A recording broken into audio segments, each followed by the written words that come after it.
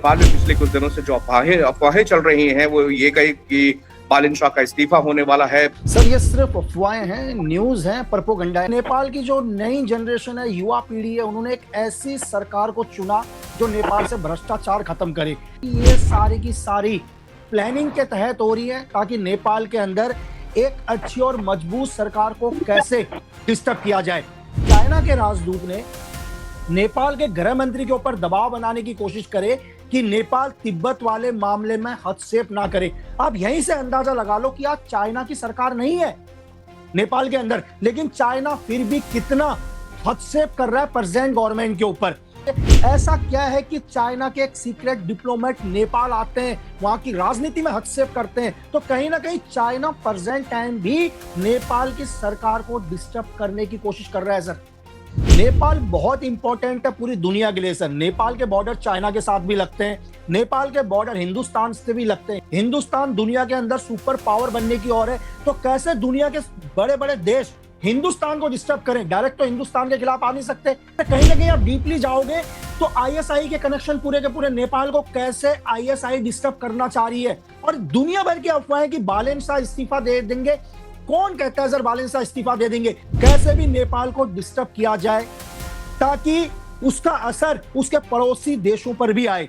Iran और America की जंग के बीच में इधर अचानक से नेपाल जो है वो सुर्खियों में है। दरअसल नेपाल में पिछले कुछ दिनों से जो अफवाहें चल रही हैं वो ये कही कि बालिन शाह का इस्तीफा होने वाला है। भारत और नेपाल के रिश्ते यहाँ पर तल्ख है। लकी बिस्ट मेरे साथ मौजूद है और नेपाल में लकी सर, पहला सवाल ये कि नेपाल में दरअसल जो सारी चीजें चल रही हैं सोशल मीडिया से लेकर तमाम मीडिया हाउसेस में भी, क्या उनमें कितनी रियलिटी है और नेपाल में दरअसल चल क्या रहा है सर? सर ये सिर्फ अफवाहें हैं, न्यूज हैं, प्रोपोगंडा है। हम एक एक करके जानते हैं। अगर ये सारी की सारी अफवाहें आज पूरी दुनिया के अंदर आ रही हैं तो उसका पहला कारण है कि 22 तारीख को नेपाल के गृह मंत्री वहां के सुदांग गुरुङ ने अपना इस्तीफा दे दिया। सर तो लोगों ने बहुत चीजें बोला, लोगों ने बोला करप्शन पर है, भ्रष्टाचार है नेपाल के अंदर। जो ये सरकार है आरएसपी, ये भी क्या है, भ्रष्टाचार की सरकार है। क्योंकि नेपाल की जो नई जनरेशन है, युवा पीढ़ी है, उन्होंने एक ऐसी सरकार को चुना जो नेपाल से भ्रष्टाचार खत्म करे। इस टाइम गृह मंत्री के ऊपर सिर्फ आरोप लगे हैं। सर आरोप क्या लगे हैं कि उन्होंने एक ऐसे व्यक्ति से शेयर्स खरीदे जो करप्शन में है, जो मनी लॉन्ड्रिंग करता है। अगर मैं बात करूं दीपक भट्ट की, तो दीपक भट्ट की दो कंपनी है, एक है माइक्रो इंश्योरेंस कंपनी, दूसरी है liberty micro insurance company. Home minister ने क्या किया? सर शेयर ही तो खरीदे हैं। शेयर खरीदना कोई गुनाह नहीं है। अगर दीपक भट्ट मनी लॉन्ड्रिंग में इन्वॉल्व है तो उसकी सजा दीपक भट्ट को मिलेगी। रही दूसरी बात, बहुत सारी अफवाहें चल रही हैं कि होम मिनिस्टर के पास पैसा कहां से आया। ये प्रूफ हो चुका है कि होम मिनिस्टर ने लोन लिया था, उस लोन के आधार में जो भी उनको पैसा मिला उससे उन्होंने शेयर खरीदा। तो दुनिया में शेयर खरीदना क्राइम नहीं है। और दूसरी एक सबसे बड़ी मिसाल, होम मिनिस्टर ने खुद अपना इस्तीफा दे दिया 22 तारीख को। वो इस्तीफा क्यों दिया सर? ताकि एक ऐसे पद पर रहकर दुनिया को यह ना लगे कि होम मिनिस्टर ने अपनी एजेंसियों को दबाव में रखा। उनकी सीआईबी इन्वेस्टिगेशन करेगी, इस पे centre investigation bureau of Nepal. तो आप एक देश के होम मिनिस्टर को देखिए कि उनकी सरकार एक निष्पक्ष जांच करे, उसके लिए गृह मंत्री अपना इस्तीफा दे देते हैं। इससे ज्यादा आप क्या लोगे सर? और मैंने आपको बोला कि ये सारी की सारी प्लानिंग के तहत हो रही है ताकि नेपाल के अंदर एक अच्छी और मजबूत सरकार को कैसे डिस्टर्ब किया जाए। अगर मैं थोड़ा सा पीछे चलूं तो 14 तारीख को मैंने एक ट्वीट किया था। उस ट्वीट पर मैंने क्लियर ये किया था कि जो नेपाल में चाइना के राजदूत हैं उनका जी नाम सर। है जांग माओविंग। वो एक सीक्रेट तरीके से क्या हुआ, होम मिनिस्टर से मिले। ये बात कहीं एग्जैक्टली। न्यूज़ों में नहीं आई।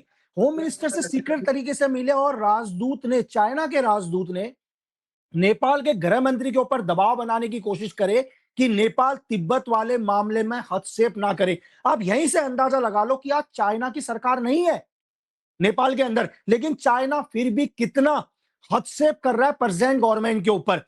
आज दुनिया बात कर रही है कि नेपाल के अंदर कभी भी बालेन शाह इस्तीफा दे सकते हैं। सर क्यों इस्तीफा दे सकते हैं? पहला रीजन, क्या आप लोगों के अफवाहों के अंदर आकर या दुनिया जो भी प्रोपेगेंडा चला रही है उस प्रोपेगेंडाओं के आधार में एक देश के प्रधानमंत्री इस्तीफा दे देंगे? और मैं कल की न्यूज बताऊं आपको, शायद आज 24 तारीख है, कल शायद किसी को यह नहीं पता कि सीक्रेट तरीके से चाइना के बहुत बड़े डिप्लोमेट चाइना नेपाल के अंदर गए। ये बात तो किसी पेपर्स में नहीं आई सर। अगर चाइना को नेपाल सरकार से कोई भी बात करनी होगी तो ये बात मीडिया को बतानी चाहिए, नेपाल की जनता को बतानी चाहिए। ऐसा क्या है कि चाइना के एक सीक्रेट डिप्लोमेट नेपाल आते हैं, वहां की राजनीति में हस्तक्षेप करते हैं, तो कहीं ना कहीं चाइना प्रेजेंट टाइम भी नेपाल की सरकार को डिस्टर्ब करने की कोशिश कर रहा है सर। ये जितनी सारी चीजें आपने अभी तक यहाँ पर एक्सप्लेन कर रहे हैं, दरअसल ये निश्चित रूप से लकी सर हम ये जानने की कोशिश कर रहे हैं कि ये चाइना के डिप्लोमेट हो, चाहे यूएस का इंटरफेरेंस हो, या ये सब जो अपने घटनाक्रम हुआ, इस्तीफा हुआ, ये इसकी जड़ क्या है? दरअसल नेपाल में क्या कुछ बिग डेवलपमेंट्स वहां पर, या कुछ यहाँ पर कूटनीतिक दबाव, प्रेशर बालेंसा सरकार के ऊपर दूसरे देश डाल रहे हैं? ऐसी कोशिश हो रही है कि अंतरिम गौर जी बिल्कुल डाल रहे हैं। दुनिया का ध्यान इस टाइम ईरान और अमेरिका वॉर पर है। नेपाल बहुत इंपॉर्टेंट है पूरी दुनिया के लिए सर। नेपाल के बॉर्डर चाइना के साथ भी लगते हैं, नेपाल के बॉर्डर हिंदुस्तान से भी लगते हैं। हिंदुस्तान एक आज महाशक्ति के रूप पर आ रहा है सर।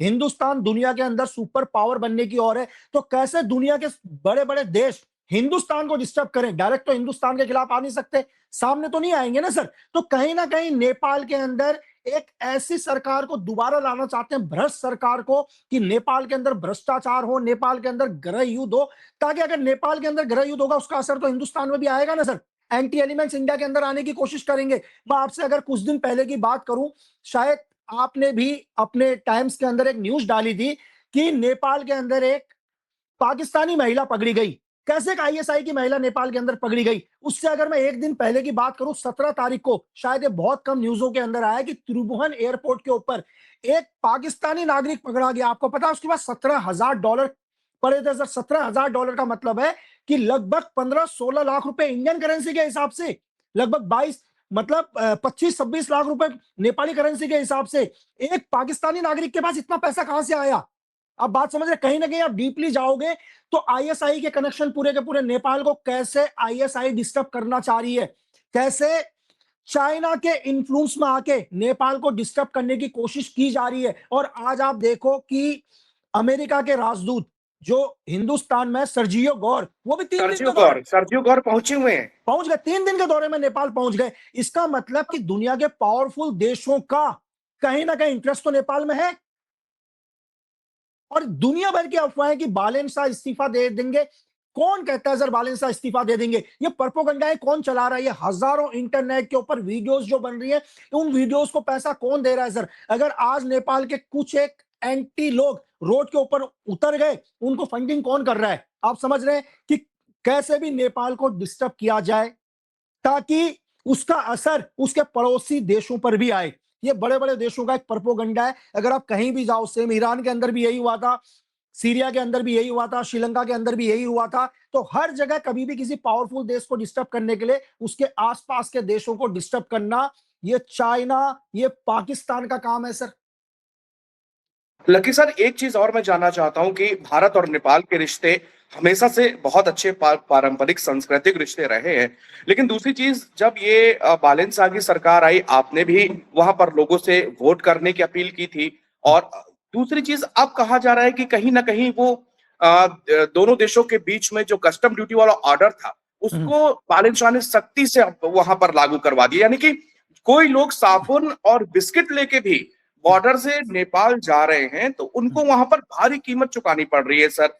तो ये चीजें, ये डेवलपमेंट बता रहा है कि इंडो इंडिया और नेपाल के रिलेशंस के बीच में कहीं कोई ये टेक्निकल फॉल्ट हो रहा है या किया जा रहा है, या प्रोपोगेंडा है, ये नहीं समझ में पा रहे। नहीं नहीं सर, सर देखो जिस तरह से लोग बोल रहे हैं इतना बड़ा भी नहीं है जिस तरह से दिखाया जा रहा है। आज बालेन शाह ने क्या किया, नेपाल के अंदर बहुत सारी चीजों को खत्म कर दिया। बोला कि नेपाल के अंदर प्राइवेट स्कूल जल्दी से खत्म कर दिए जाएंगे, हॉस्पिटल अच्छे होंगे। उसके लिए फंड कहां से आएगा, पैसा कहां से आएगा किसी भी देश को चलाने के लिए सर? अगर टैक्स के ऊपर बढ़ोतरी करी है तो कोई भी देश हो, उसका इंटरनल मामला है। हमें किसी के भी इंटरनल मामले में हस्तक्षेप नहीं करना चाहिए। हमें ही नहीं, चाइना को भी नहीं करना चाहिए सर, पाकिस्तान को भी नहीं करना चाहिए, अमेरिका को भी नहीं करना चाहिए। ये एक नेपाल का अपना आंतरिक मामला है कि कितना टैक्स किसी देश को लेना है। एक सपोज करो कि कल हिंदुस्तान अगर किसी भी चीज में टैक्स बढ़ाता है तो हिंदुस्तान का इंटरनल मामला है सर ये, कि अपने देश को कैसे चलाना है। तो उसको क्यों प्रोपेगेंडाओं की तरह यूज किया जा रहा है सर? बात यहां तक सीमित नहीं है लकी सर, बात ये भी हो रही है कि उनके अब नेपाल के लिए वीजा पासपोर्ट तक की बात यहाँ पर, और ये भी बात की जा रही है। ये आपने बहुत बढ़िया क्वेश्चन किया सर, क्योंकि मेरे पास भी बहुत लोगों के मैसेज आए, उत्तराखंड से आए, जितने भी गोरखपुर से आए, जो भी राज्य जो भी नेपाल के साथ लगते हैं। लेकिन कल भी मैंने इन अफवाहों को क्लियर करने की कोशिश करी, ऐसी कोई भी, ये सब अफवाहें हैं। मैं आपके चैनल के माध्यम से, टाइम्स के चैनल के माध्यम से एनबीटी से कहना चाह रहा हूं, ये सिर्फ एक प्रोपेगेंडा है। नेपाल ने ऐसे कोई भी रूल्स नहीं ला रहा है कि उसे हिंदुस्तान, नेपाली नागरिक को हिंदुस्तान आने के लिए वीजा की जरूरत पड़ेगी, पासपोर्ट की। ये एक बहुत बड़ी प्लानिंग है, ये पूरी की पूरी प्लानिंग है पाकिस्तान की आईएसआई की, ये प्लानिंग है चाइना की, ये प्लानिंग है वेस्ट में बैठे हुए पावरफुल देशों की, कि लोगों को प्रोपेगेंडा फैलाओ, डिस्टर्ब करो लोगों को। अगर मैं आज आपको एक स्टेटमेंट दिखाऊं, कल मैंने ट्वीट किया कि ईरान के वॉर में, ईरान के सुप्रीम लीडर ने कल एक ट्वीट किया है। ईरान के सुप्रीम लीडर ने बोला है कि हमें दुनिया में कोई नहीं हरा सकता, हम मजबूत हैं, लेकिन अगर हमें कोई तोड़ सकता है तो तोड़ सकता है प्रोपेगेंडा, वो तोड़ सकता है इंटरनेट, वो तोड़ सकता है झूठी अफवाहें। तो मैं लोगों से ये कहना चाहता हूं सर, आपके चैनल के माध्यम से, कि हमें ऐसे मिस इंफॉर्मेशन वॉर से बचना है, जो दुनिया की सबसे बड़ी प्रोपेगेंडा है, जो आपकी एकता को तोड़ सकता है। हमेशा सही न्यूज पर विश्वास करो, खुद एनालाइज करो। Thank you sir. बहुत बहुत धन्यवाद लकीर सर हमारे साथ बातचीत करने के लिए।